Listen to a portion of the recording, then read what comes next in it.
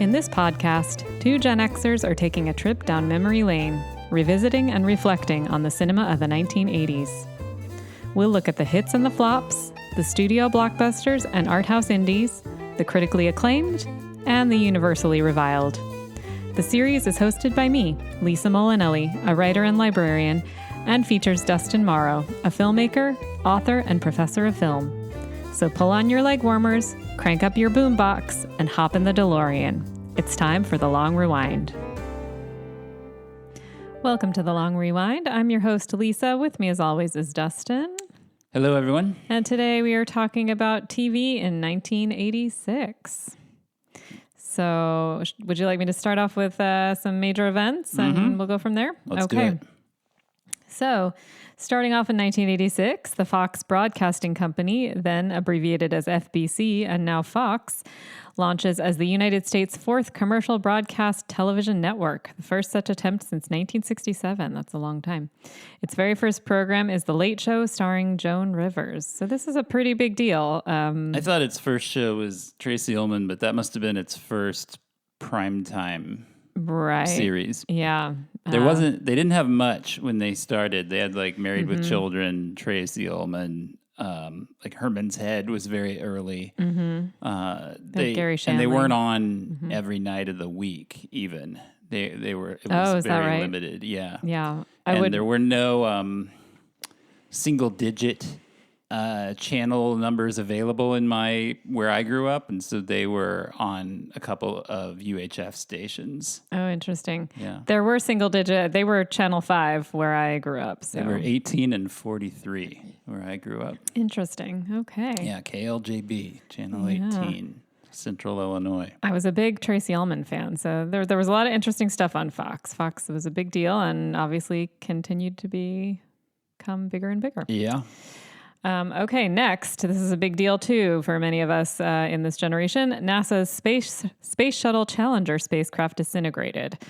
CNN is the only news service to broadcast the disaster nationally, and I think many of us who grew up this at is that just time one of those it. things like 9/11 or whatever. If you are old enough to remember it, then you probably remember hearing about it. Yeah, or you might have seen something about it. Yeah, if you were a kid, you might or... have been watching it in school. Yeah. There was a famous or maybe infamous episode of Punky Brewster. Good old Punky Brewster, where Punky's class is watching the Challenger and it explodes, and she comes home crying to whatever his name is, Henry. Yeah, and he helps her through it, and it was nice because it was helping kids process something very serious and heavy and somewhat traumatic, nationally too. Taxing for us. Yeah, so it was sort of a good thing. I wonder if Mr. Rogers did anything on it. I bet he did. That's a really good question. He probably did. Yeah, I don't think we watched it when it happened, but I certainly remember it happening, and I remember being pretty disturbed. I mean, it was extremely disturbing, of course. Well, they played it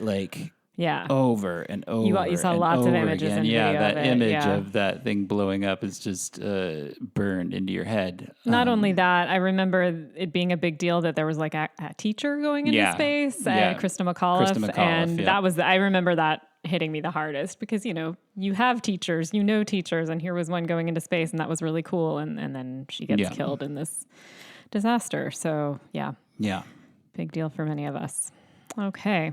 Next, St. Elsewhere, the show St. Elsewhere, had an episode called Family Feud in January of 1986. The NBC drama had often dealt with AIDS, but when Mark Harmon's bed-hopping surgeon became the first primetime regular to contract the disease, it suddenly had a familiar face. Harmon then left the series 2 weeks later.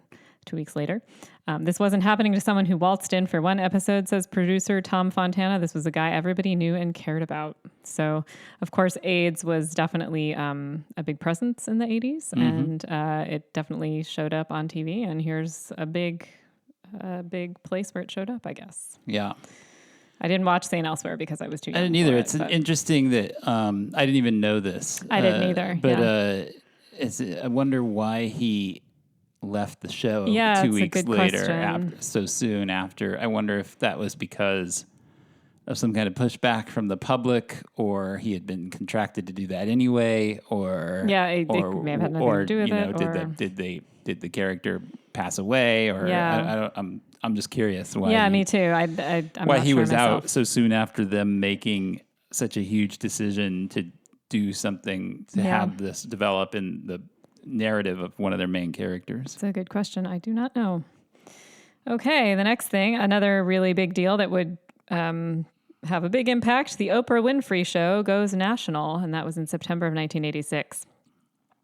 When Oprah's local Chicago Chat Fest debuted in syndication with an hour on finding the perfect mate, the impact was immediate. A black woman in a white male-dominated field had refashioned the modern talk format, pioneered by Phil Donahue originally, into high-tech group therapy. Subsequent shows revealed the Oprah touch. There she was empathizing with her predominantly female audience, dispensing hugs and shedding tears. What's more, she made her own life an open book, revealing a past with cocaine and a battle with her weight. It was the beginning of compassionate, honest television, says Harpo Entertainment Group President Jeffrey Jacobs. Unlike anyone before her, she really shared herself with the audience, and that made all the difference. And Oprah continues to be huge in various ways to this day in terms of popularity. I don't curse on our show often, but saying that the Oprah Winfrey Show was the beginning of compassionate, honest television is a crock of shit. But she certainly did change the format, and because of her, we got a million Jenny Jones to Ricky Lake to Sally Jesse Raphael to you name it. Like it was a floodgates of these kind of afternoon talk shows where, Phil Donahue used to have that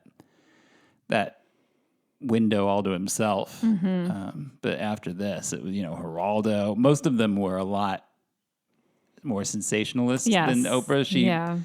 Oprah could be really sensationalist, especially the older version of the Oprah Winfrey Show, this Chicago local version, as opposed to the more national, the one that became really polished, big, when she got her own network and her own magazine and that kind of thing. By that point, she had pretty much turned into a self-help show. But most of the people that came after her were way more seedy and sensationalist. Yeah. It was sort of like clickbait, but for TV, right? I mean, in a big way. Yeah. Yeah.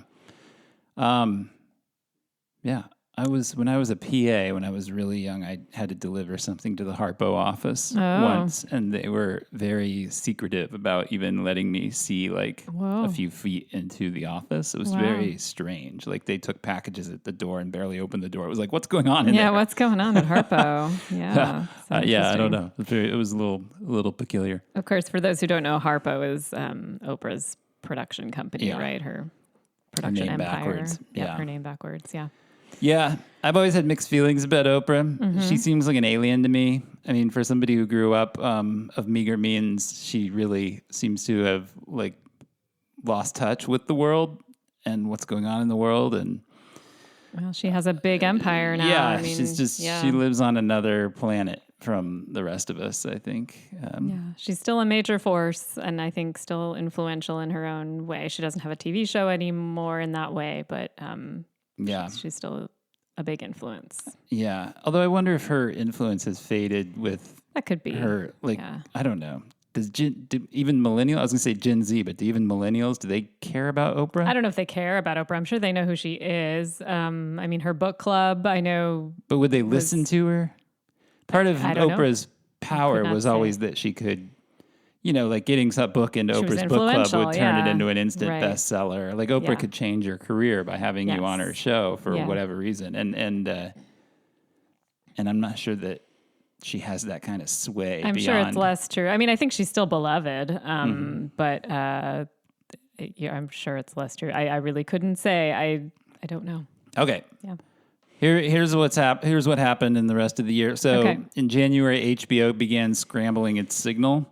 Amazed it took them until 1986 to do this, but I guess as they grew in popularity, more people started to steal HBO, and it became necessary for them to scramble. By scramble the signal, we mean that anybody with cable could pick up any of these cable networks where the signal was not protected through this process of scrambling it, and so. in order to get it unscrambled, that's you'd subscribe to the service, and that's essentially how it worked. It wasn't like you went to HBO or any of these other channels as a preteen boy interested in seeing naked ladies. We were always looking at the Playboy channel, and because it was scrambled, and you would see these like scrambled up naked ladies. If you could see anything, I imagine most of it was imagination at that point. But they were pretty hard to see anything. But it was there. But there was something being broadcast on those channels. Yes. It was just that you couldn't quite make out what it was. Yeah. Yeah. So in March, Damon Wayans, who was very frustrated with the parts he was getting on Saturday Night Live as a regular cast member, decided to play this sort of minor police officer character, which was the kind of role he was being thrown, like where he had nothing to do, no opportunity to show off any of his comic chops. He decided to play that part as this very flamboyant gay stereotype, even though the character wasn't written as gay, and this resulted in him getting fired. There was kind of an uproar about this, and Lorne Michaels actually brought him back for the season finale of the show, kind of as a way to apologize for his firing. Wayans, of course, went on to become a sketch comedy show superstar, though, with his In Living Color series that he did with his brother Keenan. Absolutely. Yeah. On Fox. Yep. By the way. In March, NBC canceled Remington Steele, the detective series with Stephanie Zimbalist and Pierce Brosnan. The reason this is notable, it's only notable because it cost Pierce Brosnan the job as being able to play James Bond. He was awarded that job by the Broccolis and MGM, and it came with the stipulation that he would be able to start shooting The Living Daylights, which was the film they were going to make at the time, by a certain date. And this was dependent on Remington Steele having been canceled, which it had been. And when he got that part, all of a sudden NBC went, holy cow, we've got James Bond on our network. We're not going to cancel this show. And so they uncanceled it. They reversed the decision to cancel it. And so only by, I think, a couple weeks, the schedules were going to overlap, but that was enough for the producers of the Bond movie to withdraw their offer and give the role to Timothy Dalton instead. And so Brosnan had to go back to Remington Steele very unhappily. And of course, he ended up getting the job, about 10 years later anyway.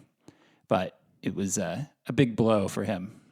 I wonder how often that happened, that a show would get canceled but brought back instead. Maybe it was common. I don't know. No, I don't think it is. I think it's pretty infrequent. Pretty uncommon. Yeah. In March, MTV began their spring break coverage. Ah, yes. They did this for 28 years. MTV sent their DJs and guest artists to like Daytona or Fort Lauderdale. Popular spring break destinations. Yeah, whatever spring break destinations were going. I think kind of Pauly Shore became a star through showing up at the spring break, very specifically spring break.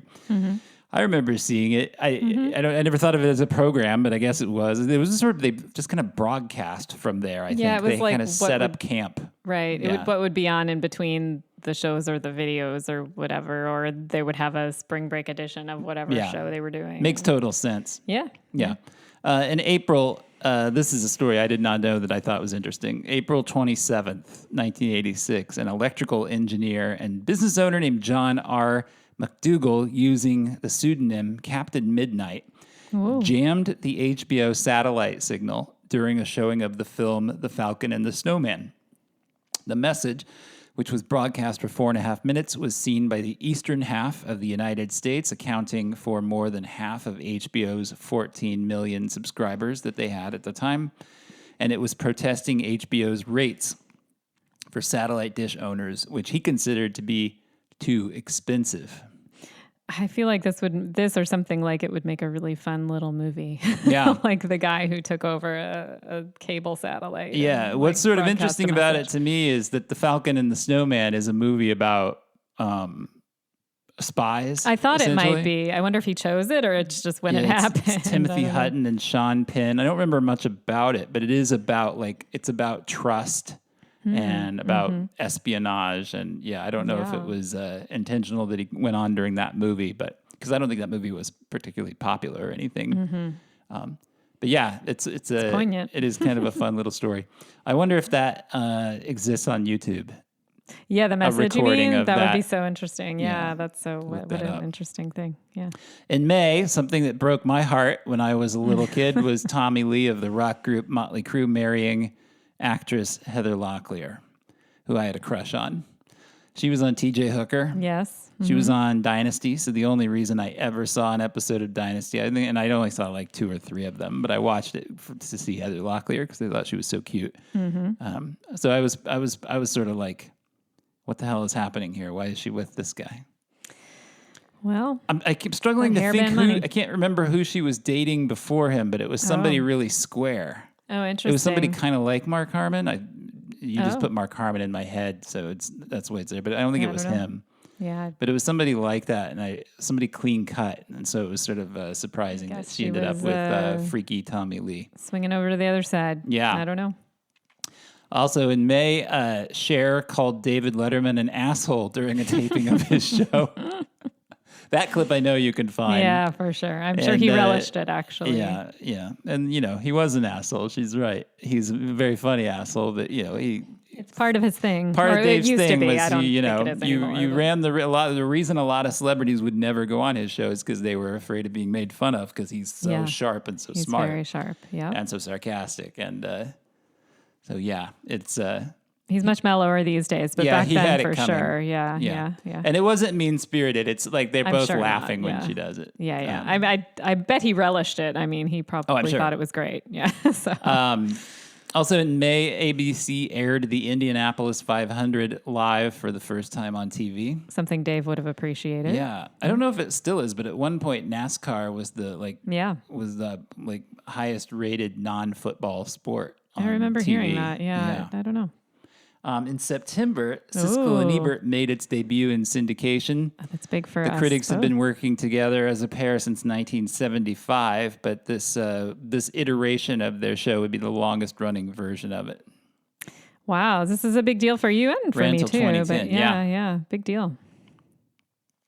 In October, while walking to his New York City residence, the CBS Evening News anchor Dan Rather, the legendary Dan Rather, was accosted and beaten on the sidewalk by 2 men who pummeled and kicked him while repeating the question, "Kenneth, what's the frequency?" Which eventually became an REM song. Classic, yeah. What's the frequency? And I heard the song before I knew this story. Me too. And so, and I just assumed it was just, I don't know. I was not an REM fan. I'm still not an REM fan. I don't like them. But but I just assumed it was, some REM weirdness. Yeah, I didn't really think about it. Meaning, but but apparently it's this very strange incident that happened in late October 1986. Poor Dan Rather. Yikes. Yeah, very weird. Jeez. And finally, also in October, Dana Carvey, Phil Hartman, Jan Hooks, Victoria Jackson, and Kevin Nealon officially joined the cast of Saturday Night Live. Nice. The season opener featured Madonna, who also hosted the previous season's opener. And she read a so-called statement from NBC about the previous season's mediocre writing and bad casting choices. According to that statement that she read, the entire 85-86 season was all a dream, a horrible, horrible dream. 1985 was a notoriously terrible year for Saturday Night Live. And you can see with the hiring of this cast how this must have marked the turnaround. Right? Yeah. Carvey, Hartman, Hooks, Jackson, Nealon. I mean, these are some of the greatest performers ever in the show's history. I mean, this is speaking of a dream, a bit of a dream cast here for many. So, Yeah. And I think Lisa would probably say this too, but this is my cast. Yeah. I mean, once you get Mike Myers in there, yeah, for sure. Definitely. This was the cast that we kind of grew up with, so to speak, right? Yeah. Quote unquote. Yeah. All right, so I'm going to go through some of the shows that premiered this year that are of interest. Some of them you've probably never heard of them. Some of them were huge cultural touchstones. And then Lisa and I will talk about our top fives. All right. So here's some of the shows. Outlaws. Have you ever heard of Outlaws, Lisa? I mean, it sort of sounds familiar, but I don't know what it is. Okay, you haven't heard of Outlaws. Okay, I don't know. No, I guess this is such a weird. This is so 80s. This idea. So this ran for 13 episodes. It starred, among other actors, Richard Roundtree, who was Shaft. Oh, sure, yeah. But this was a hour-long weekly action series about a group of cowboys in Houston, Texas in 1899 who are struck by lightning while standing in a Native American here it comes. burial ground, which transports them 87 years forward to 1986, where they decide to open up a detective agency. Amazing. This is so 80s, you guys. So 80s. Yeah, I mean, we mentioned this almost every week, but this was a huge thing in the 80s, like unconventional detectives, like weird people solving mysteries. Everybody was solving mysteries. Yes. And time-traveling cowboys were no exception. Well, and the thing it makes me think of is like when a TV show would jump the shark, right? Like there would be individual episodes of long-running TV series that would do stuff like that, right? Where the protagonist or hero would something would happen, they'd get hit on the head or whatever, and they'd go back in time or whatever. So this is a show that jumped the shark, and it's very it's very premise conceptual jump of the shark. Yeah, that sounds fascinating. I would watch it though. I would. Why not? I would try it. Richard Roundtree intrigues me, I must say. But there's just no way it can be good.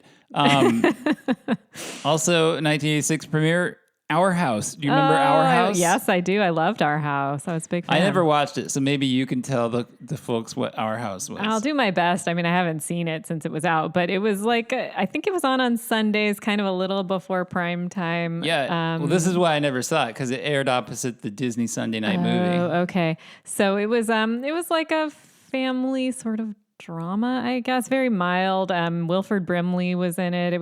Wilford Brimley was like the grandpa of the family. I think the mom was Deirdre Hall. Deirdre Hall, yeah. Mm-hmm. And then there were the kids, Shannon Doherty, Chad Allen, and another kid that I'm not thinking of. Kid number 3. I think it was the littlest kid, and I think maybe that kid didn't go on to do other things. I'm not sure. But, it was like, I think she was like a single mom for whatever reason. I'm not sure why she was single. And I don't know. It's just kind of like a family drama. I'm looking it up. Would you be shocked to find out that kid grew up to become Lady Gaga? I would be shocked. Yeah. It did not. With good reason. That child because she didn't. No, there's no way that happened. But the other thing, I remember a specific episode of it if you're interested. Yeah, I remember the premise of the episode was there was like, well, actually I can remember two things about it. One, that there was like an earthquake, and I think Shannon Doherty like took flying lessons. She like wanted to be a pilot, and she was like up in the plane when the earthquake happened. I remember that one. And then there was one where I learned about how like you're not supposed to leave oily rags around because they can combust and cause smoke, because that happened on Our House also. So these are things I remember. This is all I can tell you about Our House. Oh, it's more than I can tell you about it. It makes me want Quaker Oats every time I hear reference to it. Brimley's the best. Also premiering that year with the sitcom My Sister Sam, which, like Our House, ran for 2 years. Mm-hmm. I must have seen at least one episode of this, because I remember the only thing I remember about this show. It was about a professional photographer whose teenage sister like has to move in with her for some reason. And it starred Pam Dauber, who was Mindy on Mork and Mindy, and Rebecca Schaefer, who I'll talk about in a moment. Yep. But the episode I remember was had to do with the two of them wanting to go see the river the Farm Crisis movie because they desperately wanted to see Mel Gibson in a wet shirt. Oh, that's right. I used to love this show. I liked it a lot. I was also a big fan of My Sister Sam. I don't remember that particular episode or really any other episode, but I did like the show. Yeah, it ran for a couple of years. It's unfortunately most closely associated now with the tragic story of its younger co-star, Rebecca Schaefer, who was murdered when she was 21 by an obsessed fan and stalker. And her death led to the passage in California of a bunch of legislation that was aimed at preventing stalking. And along with Teresa Saldana, who's another actress that worked with Scorsese a lot, it was one of the first sort of high-profile cases of stalking, and brought a lot of attention to that crime. Yeah, which maybe wasn't taken as seriously as it needed to be at the time. Clearly, it was a big shame. I mean, that show might have gone on for longer, and of course, Rebecca Schaefer would have had her life. Yeah, so, yeah. Also premiering in '86, Life with Lucy. Oh, which was the last American sitcom, or any sitcom, I should say, starring Lucille Ball. Yeah. It was a huge flop. They produced 13 episodes. They didn't even air them all. That's how poorly it was doing. They only ran 8 of them, I think. Yeah. And its failure really devastated and depressed Lucy. So it's kind of a sad story that, you know, one of our legends kind of ended her career. Yeah, that is too bad. On this bum note. Yeah, I didn't watch it at the time. I think you and I might have seen an episode or two of it later as adults. We might have seen them on YouTube or something. Did we? I don't remember anything about it. I mean, yeah. Is she just like, I think she's just like a grandma or something? It's probably. Kind of just a standard family. I'm guessing, yeah. I didn't really watch it, so I don't know. Yeah. Lisa alluded to this earlier, but the Late Show with Joan Rivers started, and it was the first show broadcast by Fox. It was on opposite Johnny Carson.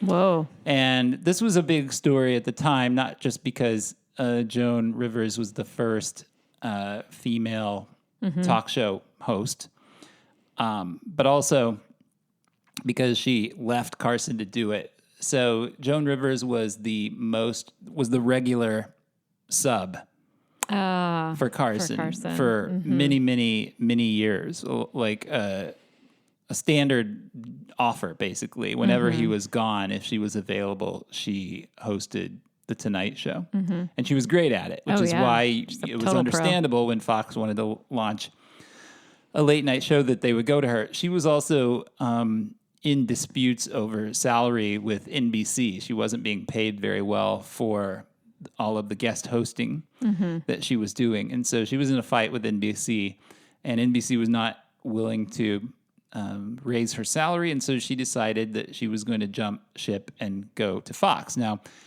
the problem with this is that Carson found out by watching the press release, basically, on television, and he felt super betrayed by her. And he said it was not because she dared to compete with him, but because she wasn't honest with him beforehand about her intentions, didn't ask him for his advice, and didn't ask him for his permission.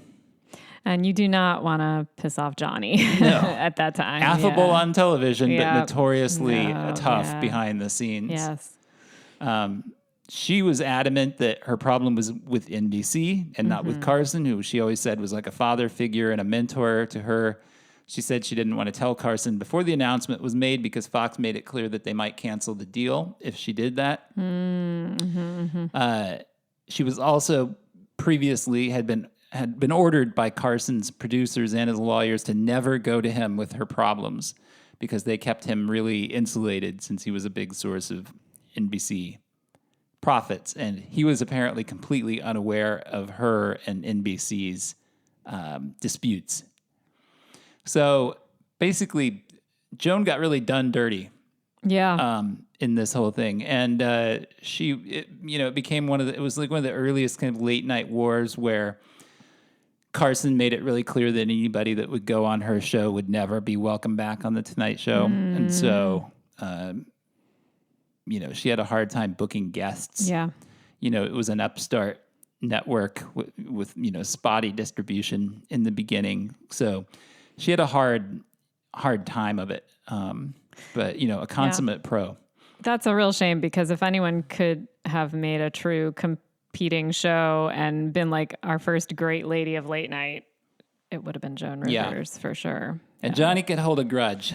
She was never allowed back on the Tonight Show. He never spoke to her again, never referenced her. He went out of his way to bring on other talk show hosts who were competing against him, like Alan Thicke or Pat Sajak. He brought them on to wish them luck before their show started. And after his show drove their shows into the ground, he would bring them back on to, tell them no hard feelings or whatever. He never did anything like this with Joan Rivers. Yeah. And it was also should be noted that neither did his successors, Jay Leno and Conan O'Brien.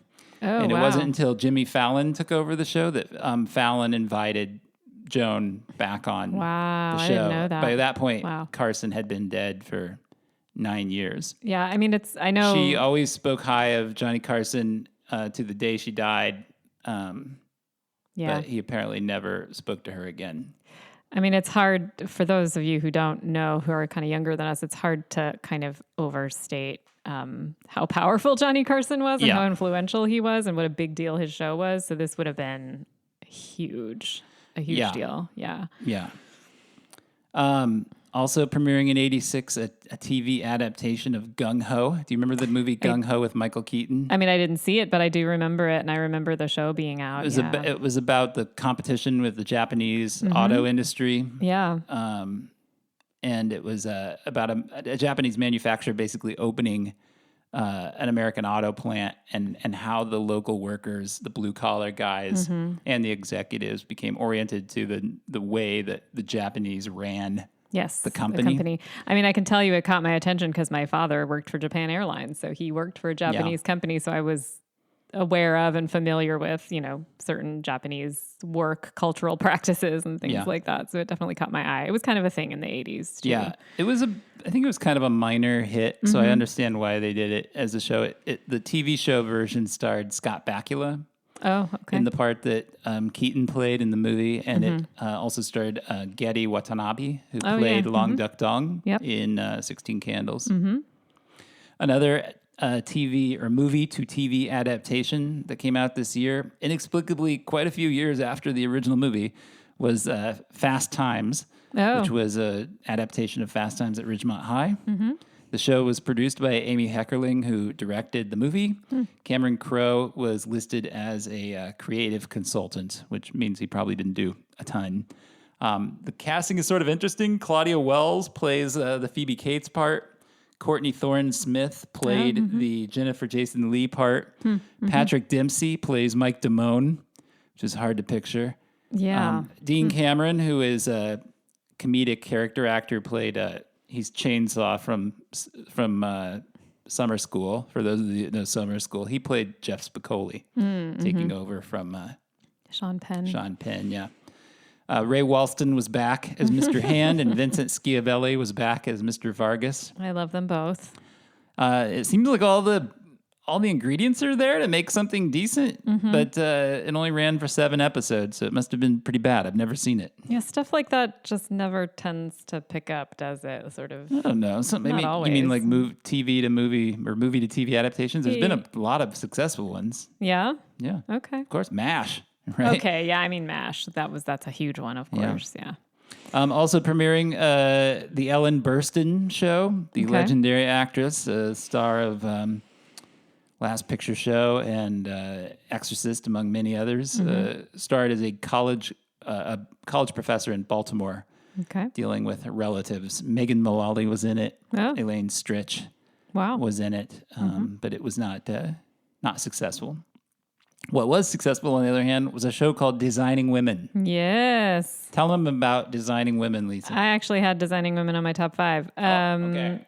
Yeah, I mean, what is Well, let's hold on to it then. Okay. We'll come back. Okay, we'll come back. I didn't realize it when it made it into your list. Yep. Yeah, we'll come back. Also premiering in 86, the syndicated news magazine show A Current Affair. I remember A Current Affair. One of the sleaziest of these types of shows, but very much like a Hard Copy or Extra, or what were some of the others?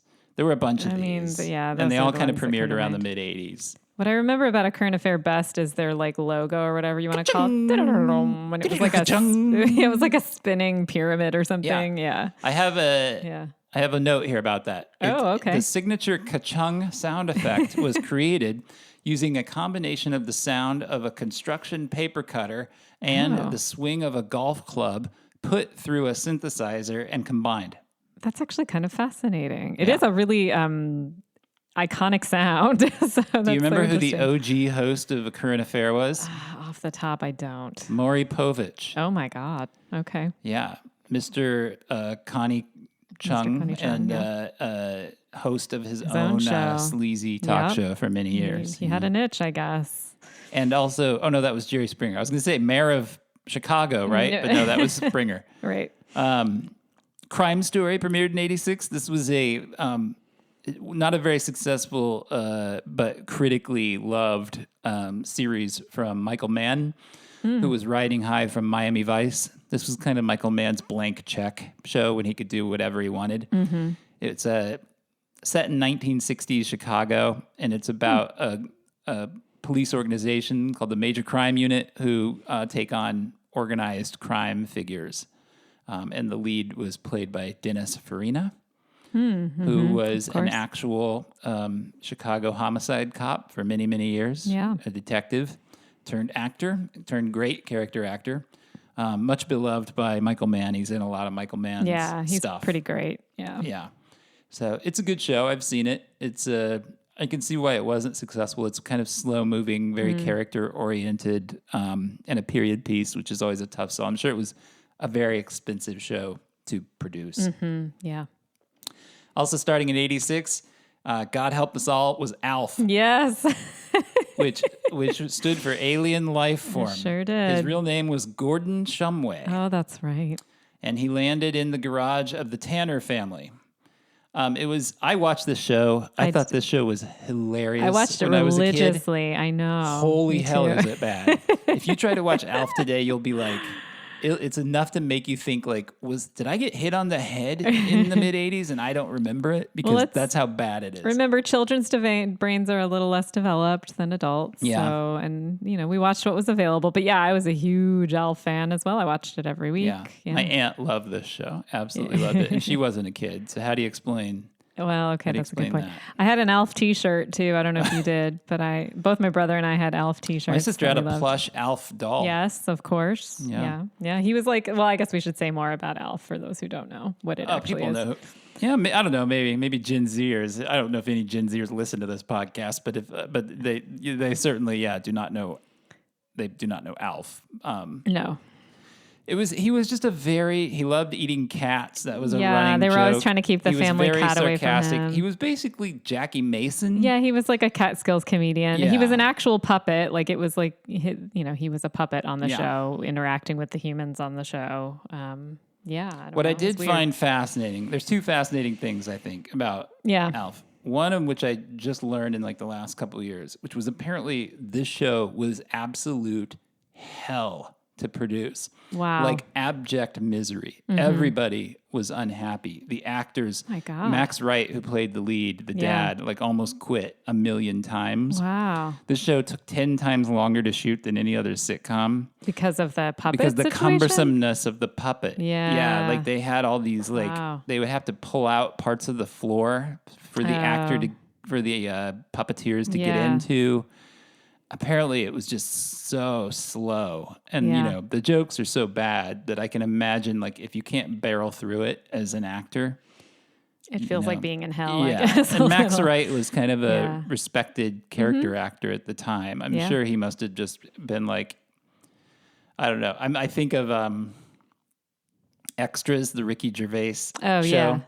Where the guy the character Ricky Gervais plays ends up on a hit sitcom, but it's so insipid and so terrible that he kind of like starts to hate himself and the show, and It's like that double-edged sword of success or whatever, right? Yeah. Yeah. The other weird thing I know about Alf is that it had one of the most bizarre final episodes of any sitcom ever. Because to say this show was lightweight is understating it. Yeah. This was a very light show. Very dumb.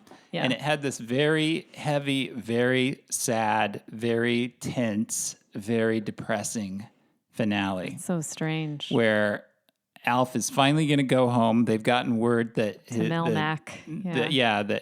fellow Melmacians are coming to pick him up, kind of like the end of E.T. Mm-hmm. They go out in the middle of the desert, I guess, and the family is saying goodbye to Alf, and he walks out, and the spaceship is almost there. The light comes on over him, everything. They're ready to pick him up, when all of a sudden the military swarms in, machine guns pointed at Alf.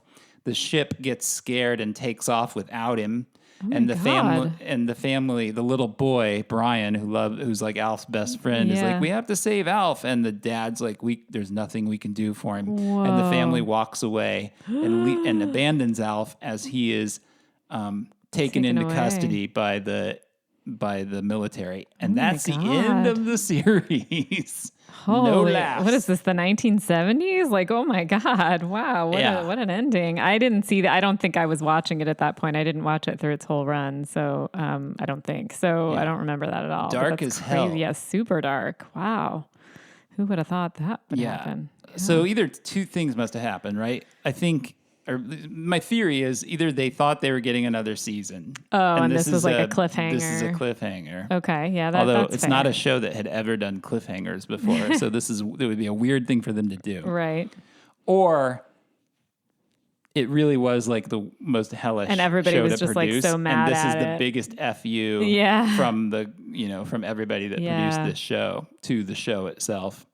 Either seems plausible, I guess. I don't know. Wow. Yeah. That's crazy. Also premiering in 86, there was a new version of Gidget called The New Gidget.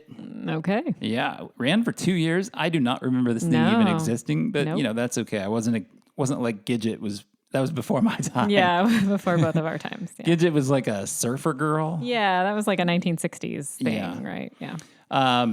The Wizard, which is a show I did love. Mm-hmm. Do you know The Wizard? I didn't watch it, but I remember it. Yeah, I remember it. Yeah, so... It started an actor I really liked named David Rappaport, who was a Dorff actor, and he was the lead character in Time Bandits. Time Bandits, yes. The masterpiece from Terry Gilliam. Mm-hmm. And he played a guy named Simon McKay, who was this genius and an inventor, and the government was trying to get various governments and terrorist organizations and other evil forces were always trying to get their hands on him because that's how much of a genius he was. Yeah. But he just wanted to be a toy maker. Oh, and so he was being protected by this sort of secret agent, a guy played by Douglas Barr, who was the sidekick on The Fall Guy. Oh. And they had adventures, and Simon would use his inventing powers to get them out of jams, and it was kind of MacGyver-esque a little bit, but kind of a charming show. I remember seeing lots of promos for it and thinking it looked intriguing, but for whatever reason, I never got to watch it. So I do remember it, though. Yeah. David Rappaport met an unfortunate end. He took his own life. Oh. Dealt with depression and issues coming in part from his condition of dwarfism. A wonderful actor. Yeah. Also premiering this fall, another show that like a 10-year-old me really loved, Sledgehammer. Do you remember Sledgehammer? I mean, it rings a bell, but I don't remember what it was. I didn't watch it. So Sledgehammer was a very broad spoof of like Dirty Harry and Lethal Weapon and those kinds of movies and shows. Yeah, like tough cops. Sledgehammer was kind of like the toughest cop who ever lived. David Rash played him, and it didn't age well. Like, it was a show that I tried watching a few years ago again and I was excited to watch because it's a show that I just thought was so funny. And I remember talking to my friends at school about it every day after it aired. My male friends, I should say. The girls weren't watching Sledgehammer. and thinking it was just so hilarious. Like it was very Naked Gun-esque. I gotcha. There's a character in the original, in all the Police Academy movies. Tackleberry is his name. He's kind of a guy that's just overzealous with his pursuit of law and order. Hence the name and Tackle. His love of guns. Right. And this is basically a show all about Tackleberry. If that guy was the main character, it would be this show. Okay. But yeah, I thought it was so funny, but it did not hold up that great. The Naked Gun, it is not. Too bad.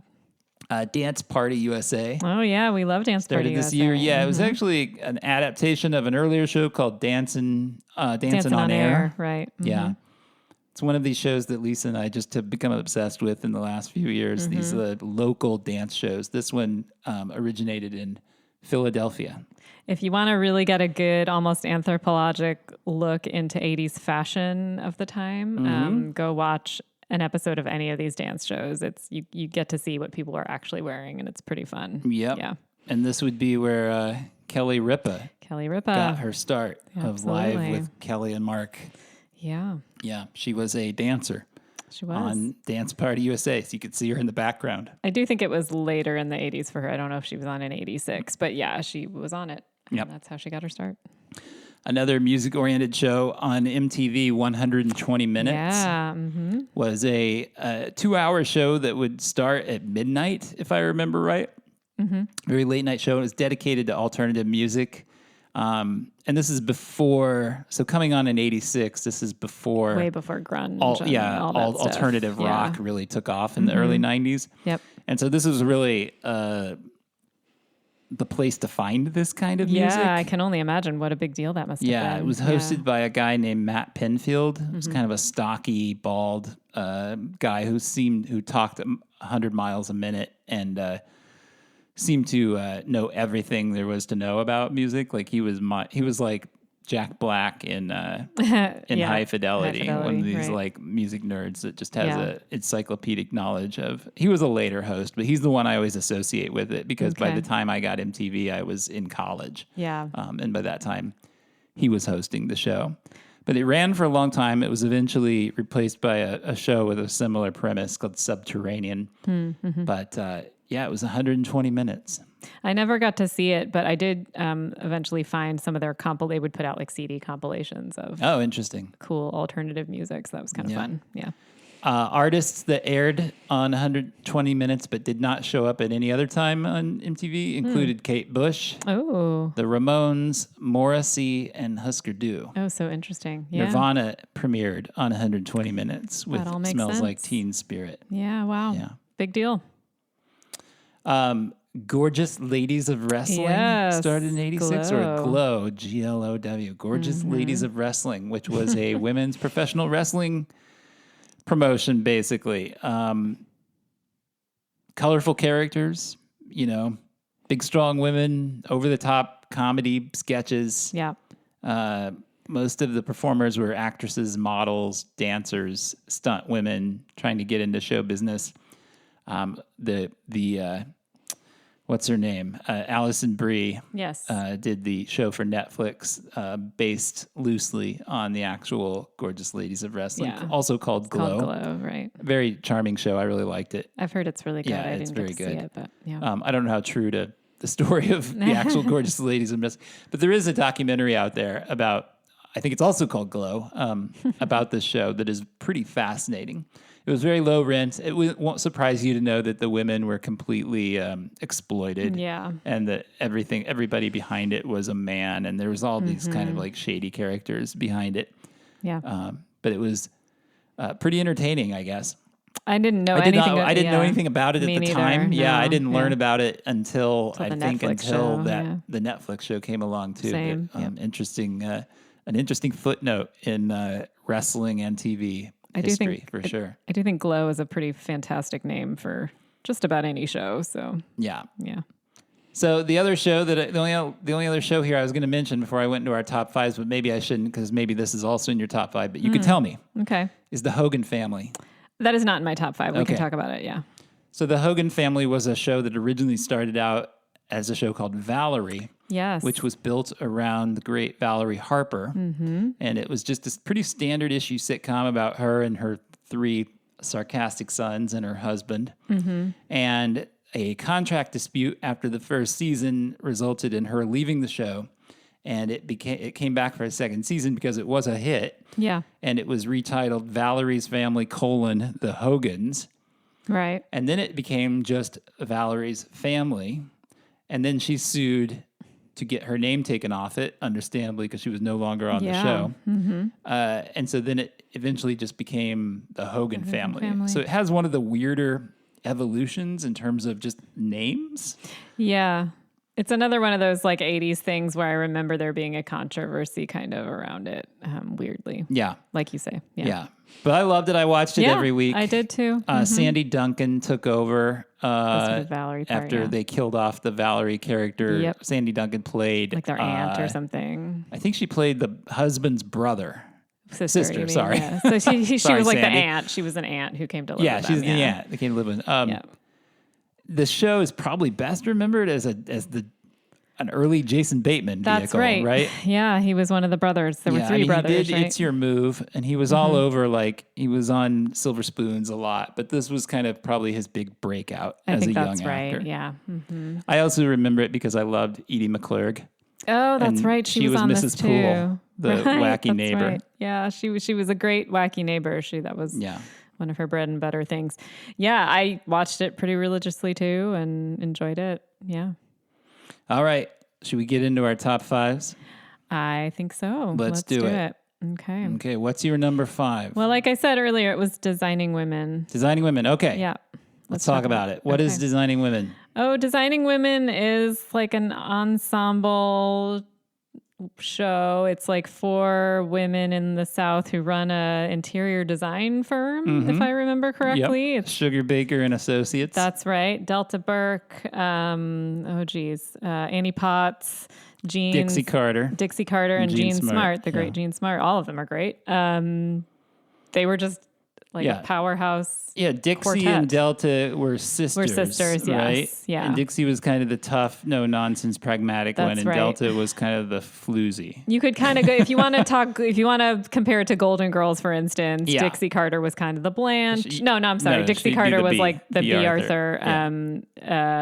Delta Burke was the Blanche. And then I don't know where you go from there, but I guess Jean Smart was kind of the Rose a little bit. Yeah. And Yeah. And Meshock Taylor was there. He played like their assistant. He worked there. Think. Yeah. Julie Duffy was on it. Hal Holbrook was on it a lot. That's right. He played like the Sugar Baker's dad, I think. Yeah. Yeah. It was a very political show. Oh, is that right? Yeah. It was created by Linda Bloodworth Thomason, who became enormously successful in that era TV producer. So she went on to do like Evening Shade, and she had this whole kind of little miniature universe of all these shows, which were kind of connected.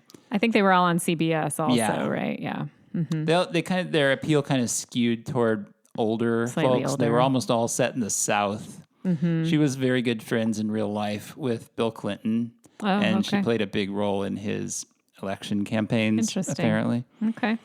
But yeah, Designing Women, I don't know why I saw it so often, but I did. It was not a show I ever sat down to watch, but must have just watched it because it was on. Maybe it was on after something I watched, but I did see a lot of it.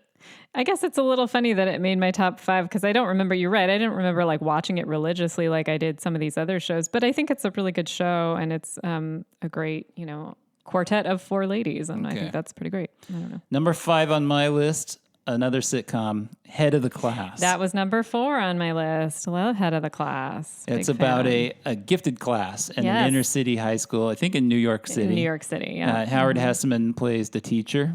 He was the first teacher. Yep. Yeah. Yeah. And, Robin Givens, trying to think of who some of the famous kids were. Dan Schneider, who went on to be a very controversial figure, but also a hugely successful television producer of children's shows, and Brian Robbins, who became a big director doing movies like Varsity Blues and other films, and then eventually became the head of Paramount. It shocked me when you told me that. I was like, that guy from Head of the Class is the head with of the Paramount? mullet. Yeah, Eric, the tough guy from Head of the Class, runs it was Paramount pretty Pictures. Wild. Yeah. I don't think he does anymore. Maybe he still does. I'm not sure. Well, whatever. The Either fact way, that he ever did it at some all point, was surprising to me. I loved that show. Such a big fan. Yeah. Yeah, I thought it was funny. I don't know if it would hold up or not, but I think we watched a little of it. We've watched was it some. Still good? I think good enough. Like it's not, it's not Golden Girls, it's not Cheers, but it's fun to watch. It's sort of comforting. I mean, I loved it because it was set in New York City. It was a gifted class. I felt like, I mean, I didn't live in New York City, but I had a bit of a crush on. What's her name? The redhead. Christine Hodge. Yeah. What was her character? Simone. Simone. Yeah. I thought she was. I really liked her. Yeah, I kind she of was like the her. dreamy poet. Yeah. Right. The English literature lover. It won't surprise you that I kind of wanted to be her. Yeah. Like I thought she was great. How funny that we ended up together. I saw her at the Cannes Film Festival a few years ago. I was kind of jealous. Yeah. My number 4 was the aforementioned Dance Party USA because I will never turn down a dance show. Although I will say this, and I think I've said this before, if you're just getting into these shows, and I don't know why you would be, but if you are, start with the dance show out of Atlanta. Yeah. It's a much better show than Dance Party USA. But when you exhaust all the dance shows, as Lisa and I have, then you'll need somewhere else to turn. And that place will be Dance Party USA. It's waiting for you. And it does come out of Philly. It does have, very weirdly, one of the dancers, it's all teenagers, but then there's one like 10-year-old. And this kid's existence befuddled me for years and years. And I did went like deep diving on the internet to try to figure out who was this kid? Why was there one kid so young looking on the show? Like, prepubescent looking. Yeah. I mean, he was a good dancer, but not so good that you were like, they had to have him. Right. So my theory was always that he must have been like the producer's son and she didn't have childcare for him. And so she brought him to work and he just jumped in and started dancing on TV with everybody. It turns out that's not true at all. It turns out he was they discovered him in a nightclub or something. What he was doing in a nightclub, I don't know, but he was dancing somewhere some night and some of the teens saw him and then brought him to the show and they liked him and they kept him. But I suppose he could be older than he looks, but I don't know. He wasn't. No, he was a little kid. Oh, was he? Yeah. Oh, wow. Okay. Yeah. Very strange. Yeah.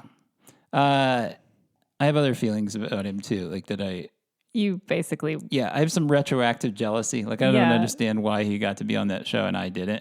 I mean, I understand that I grew up in a small town in Illinois and he grew up in Philadelphia. Grow up in Philly, right. But I'd like to think that had I grown up in Philadelphia, I would have been on my own. I think you would have been. I would have had my own afternoon. You would have known where that camera was at every moment. Yeah. And have been right in front of it. I would have been way better than this kid. For sure. You have such a beef with him. Okay. Yeah, I do.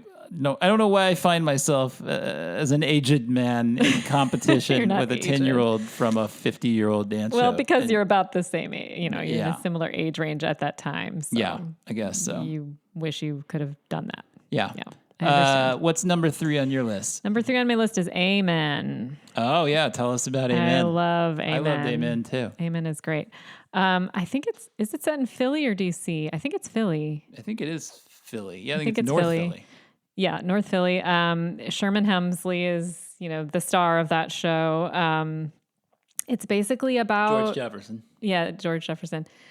It's basically like about the goings-on at a church, and he's like the deacon of the church, Sherman Hemsley. He lives with his daughter who really wants to get married and really specifically wants to marry the reverend of that church. And, it's just like it's a sitcom. Very charming. Yeah, very charming. He's essentially playing George Jefferson again. He's like very irascible. Put upon, grumpy. Yeah. It's got a lot of fun, colorful characters, really funny. It's got a great theme song. I love that show. I'd still watch it. Great theme song. Yeah, great really one of the best. Credits. Yeah, fantastic opening credits. I love it. Yeah. My number 3 was probably my first exposure as a young person to like a really meta show, a show that I could tell was really smart and like smarter than I was. Like I knew watching it that I wasn't getting all the jokes or all the references or what it was doing, but but I felt smart watching it, which is one of the reasons I liked it too. And I that's know what you're going to say. A sitcom called It's Gary Shandling's Show. That was my number one, actually. Oh, wow. It's Gary Shandling's show. I loved that show. Yeah, it was Gary Shandling, the legendary comedian, Yes. had this sitcom where he played himself. And it was kind of Seinfeld-esque. Before that was a thing. Before Seinfeld. Before. Yeah.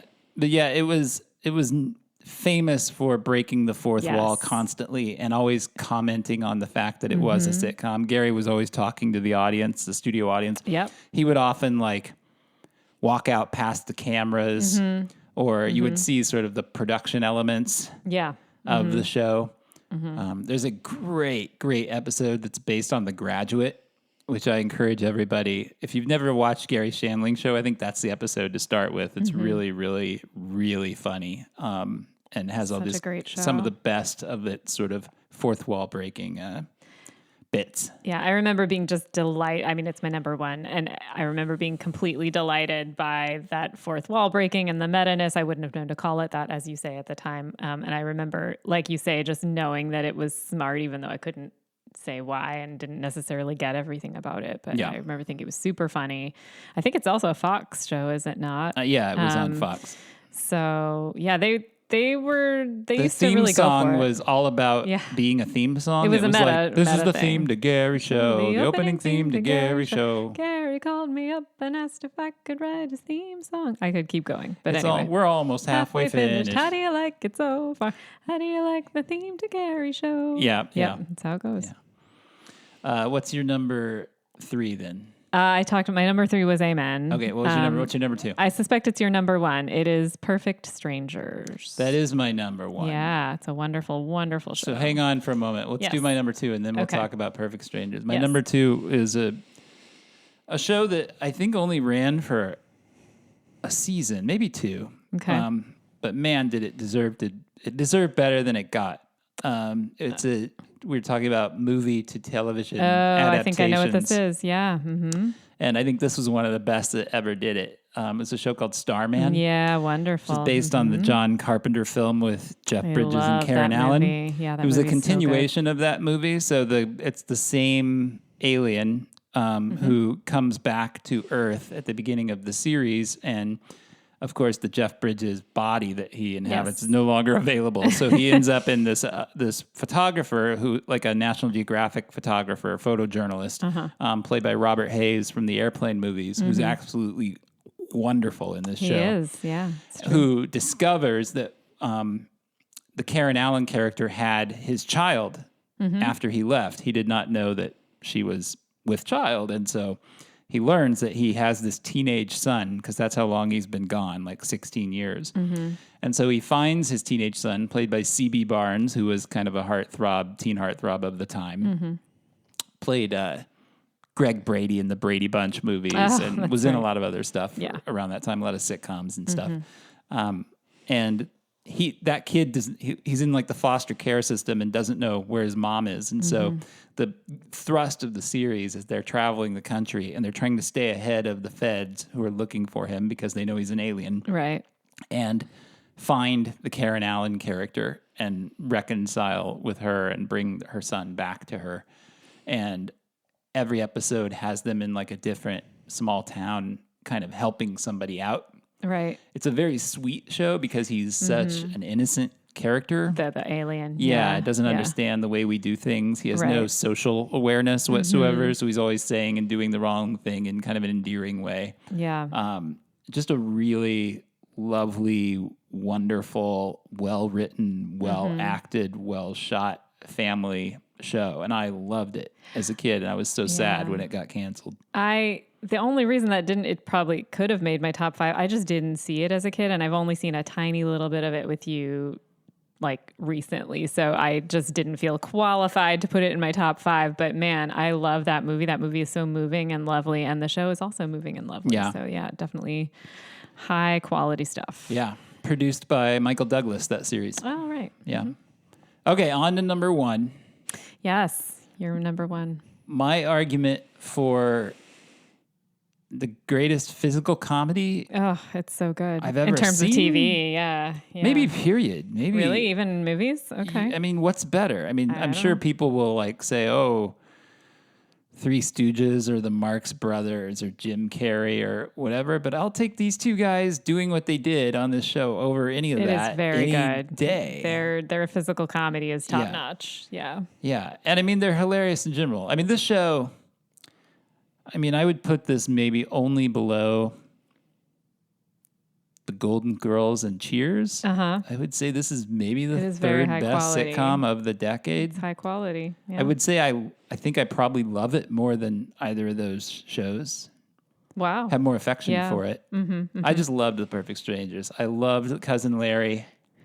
Well, let's explain the premise. Balky. Yeah. Explain the premise before we get into it. Cousin Larry is a journalist. He moves to aspiring journalist who moves from Wisconsin into Chicago to pursue his dream of becoming a journalist at the Chicago Tribune. Yep. And as soon as he gets there, his long lost cousin from some middle of nowhere island country called Mipos moves in with him, and they are polar opposites. Larry is uptight, hyper organized, constantly worried, and Balky, his cousin, is freewheeling, lighthearted, innocent, and they get into all kinds of wacky adventures. Sort of an odd couple situation, a bit. Sort of.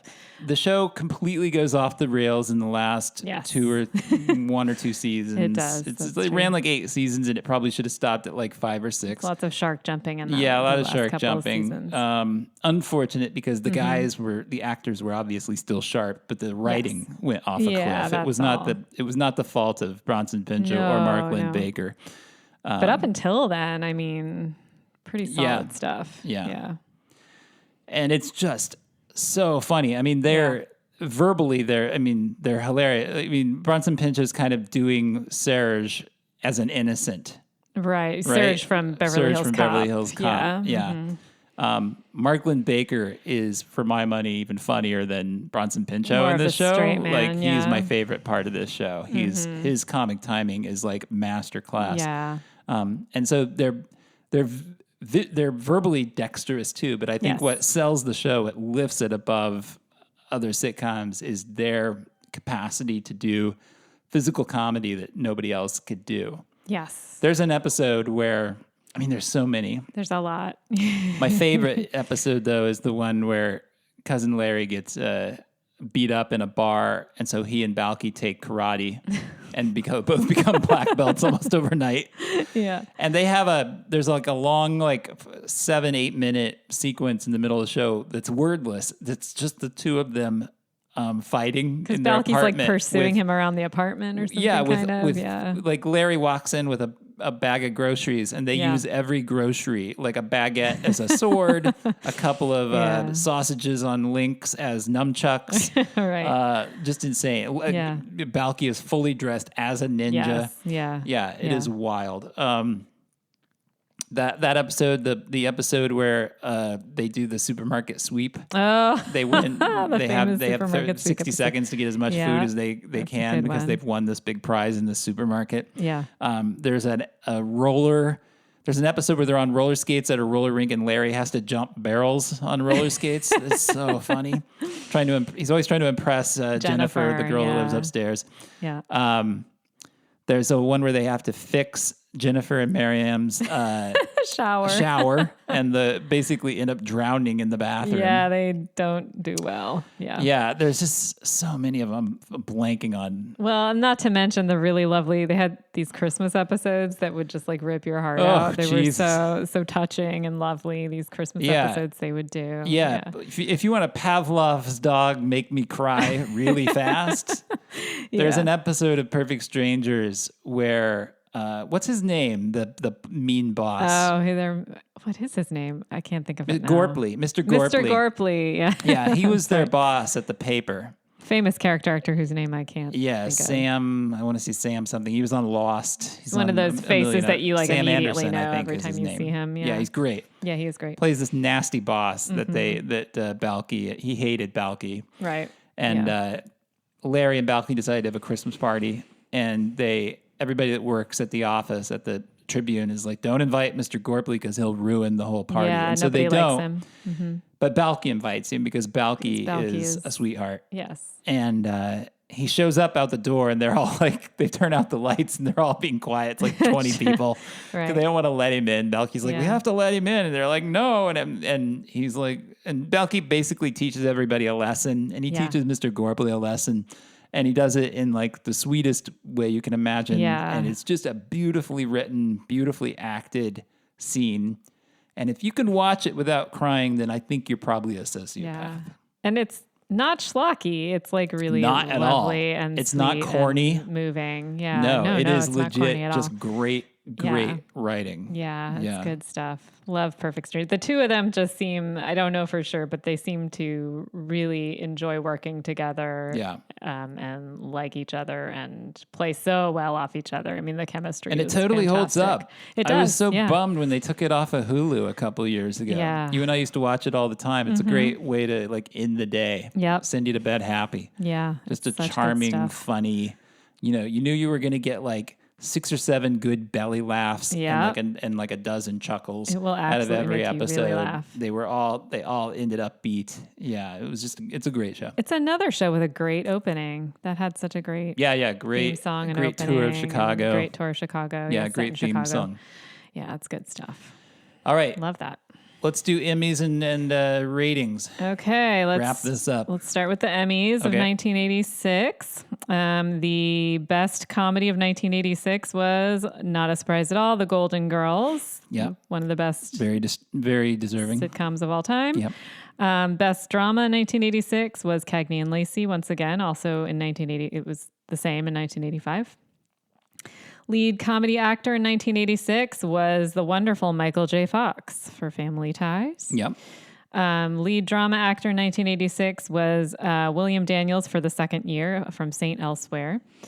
And best lead comedy actress in 86 was the amazing Betty White of The Golden Girls.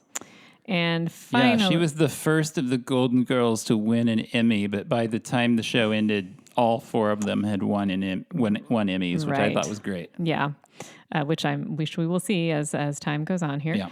And the best lead drama actress in 1986 was Sharon Gless for Cagney and Lacey. Yeah, which is interesting because Tyne Daly had won it like 3 years in a row. Yes, she had won it the 3 years this. previous, and then it went to Sharon Gless.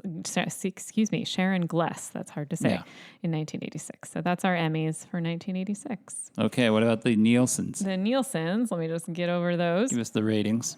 The top 10 for 1986 in the ratings. Number 10, Who's the Boss? A favorite of this podcast. Mm-hmm. Number 9, Moonlighting, another favorite of this podcast. Mm-hmm. Number 8, Growing Pains, not so much a favorite of this podcast. Not anymore. But at the time. No, at the time I enjoyed it, but it was very popular. Number 8. Number 7, Night Court, which we enjoy. Yep. Number 6, 60 Minutes, pretty far down in the ratings at this point. Interesting. Yeah, I mean, it's still in the top 10, but number 5, Golden Girls.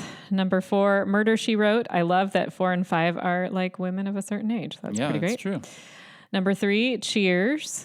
Number 2, Family Ties. And number 1, The Cosby Show, which I'm pretty sure reigned in that top spot for quite a while. Yeah. So that's our Nielsen's.